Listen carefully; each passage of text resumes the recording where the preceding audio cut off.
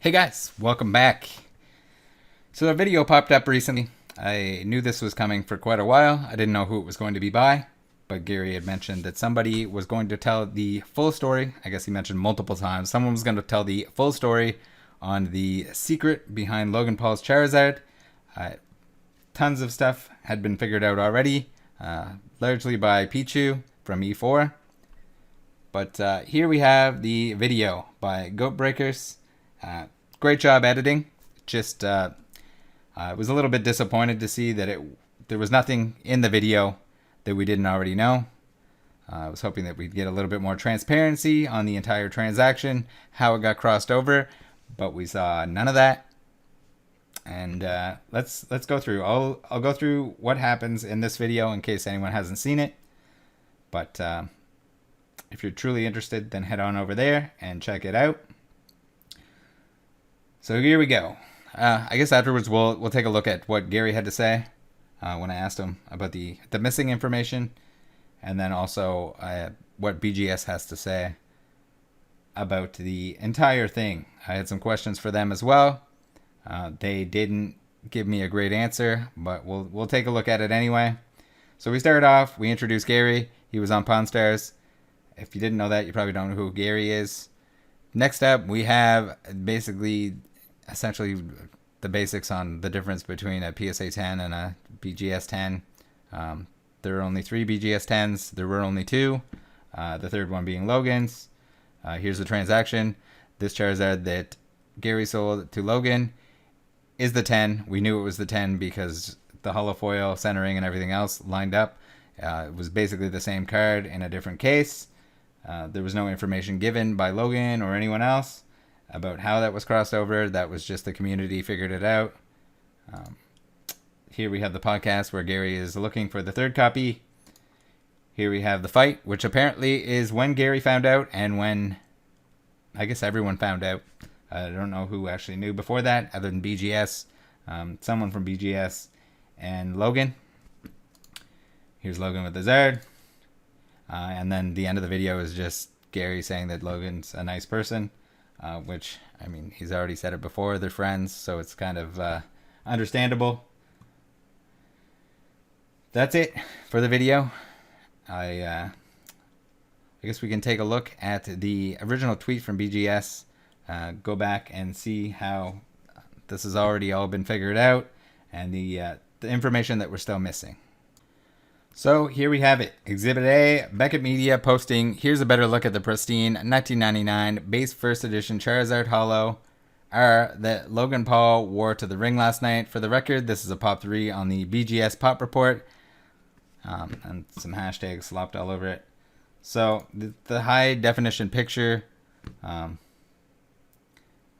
easily traced back to the copy that was used in the, or I guess featured in the Leonhardt video, where Gary and Leon go to BGS and try to cross over the Charizards, his PSA 10 Charizards, to see if any of them are 10s or black labels.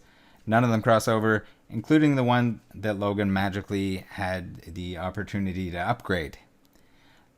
That's pretty fishy. I know grading is subjective and pretty meaningless up in these upper tier grades, especially when you get into a BGS 10 and a black label.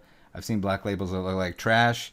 BGS has in the past given out extra bonus black labels to an ex-employee. Whether or not that was a single employee that was giving those out to the ex-employee and something they prevented, we don't know.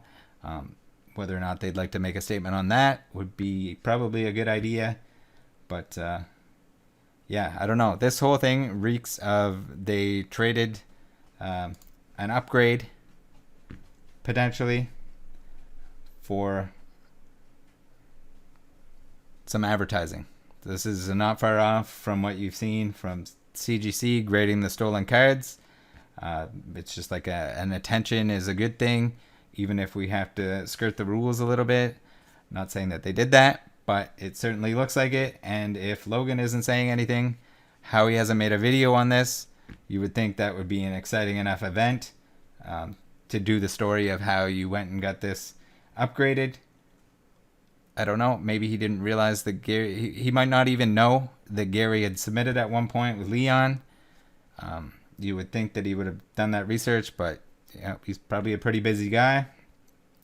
So might not have. It's hard to say. There's a lot of what ifs, and there is a zero transparency, either from him, which either he just doesn't care, or BGS, who is either just trying to hide something, or maybe they just can't answer questions, or their policy is to not answer questions about it. So here we see it was part of the video here. This is the sheet that Gary and Leon got for this specific card, that it does not meet the min grade, which was the BGS 10, because of damage on the top left, right, and top edge. So it had multiple flaws, which you would think would be enough to not warrant that additional grade. But again, grading is subjective, and I have a hard time believing the faith that people put in this stuff when you see countless examples of just mistakes being made, or like something like this that should be cataloged on the end of BGS to say, hey, this was attempted to be crossed over at one point, we saw damage on it, what makes it different the second time? Why should you be able to submit it 500 times until it gets the better grade? It's a whole nother question. So this is Pichu Fan here that I had mentioned from E4. Kick-ass research on his part. Very nice stuff. Let's see what Beckett has to say. So here's what I sent to Beckett. Ignore the fact that I missed a T here on Beckett. I've been spending too much time covering Rude Boy 626, and I lost my ability to type and or spell. So I sent them, hi, I would like to give Beckett a chance to answer some questions before I make a follow-up video on the Logan Paul BGS 10 Charizard. Was there any special treatment given to the cross grade? Faster turnaround time because of it being Logan's submission? Was the service done for free or discounted?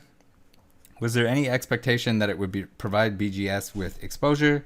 Did Logan mention to BGS that it would be featured in the fight? All important information. If we're being transparent here, and if you're going to partner up with somebody who has a name that big that's going to wear it around their chest in a boxing match, I'm pretty sure you should maybe say something more than post about how it happened. Just for the sake of everyone that's watching, everyone that's paying attention. And then finally, when crossing, was BGS aware that this card was submitted previously for a cross grade and did not qualify? Does BGS keep a record of the cards that are submit for cross grades? So I don't know. I think that's probably a pretty good thing to do if they don't already. They have an away message that they weren't actually away. But let's see here if I can get this bad boy up far enough. So they replied to me. Thanks for the quick reply. It doesn't provide us with a whole lot of information, but they say, thanks for the inquiry. As a policy, we do not discuss customer submissions with other customers. What happens if I'm not a customer? Does that is there a loophole there? We will say that all cards are graded based on the card's condition and have nothing to do with who submits the cards to us. So this kind of answers part of it. So they're claiming that the grade, the outcome, was not because it was Logan. But we still don't have any information on whether this was sort of a partnership deal where they expressed it through probably at no charge, maybe at a discount, maybe same day, maybe he brought it in himself, maybe someone brought it in for him. We don't know. This is the stuff that we need to know.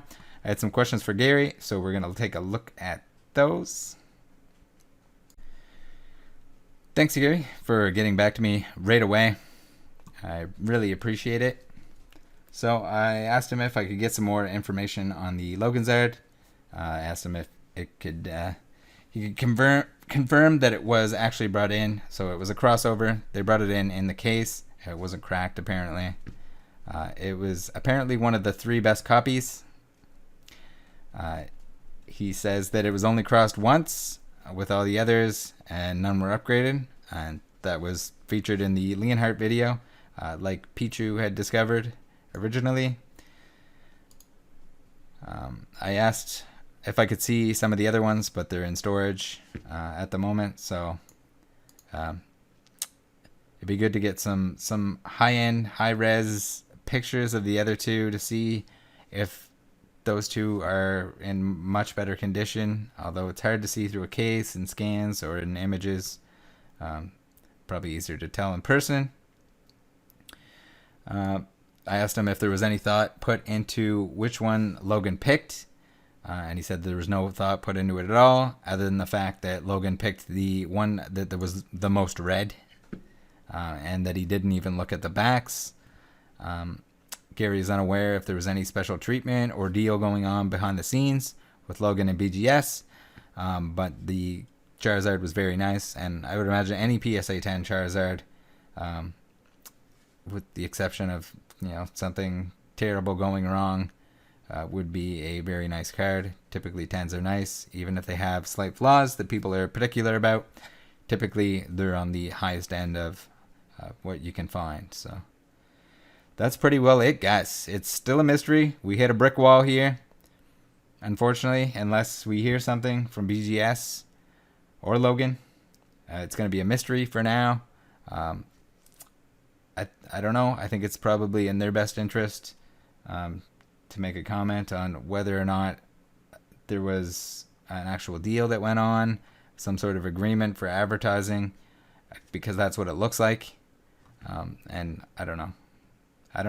It's a no Logan video, no BGS info, other than they posted about the fight. They were obviously excited that they were getting that exposure. Would Logan do that for free? He's a businessman. Probably not. But maybe. I don't know. Maybe the flex was more appealing than getting a payout. We don't know. All right, guys. Take care. See you next time.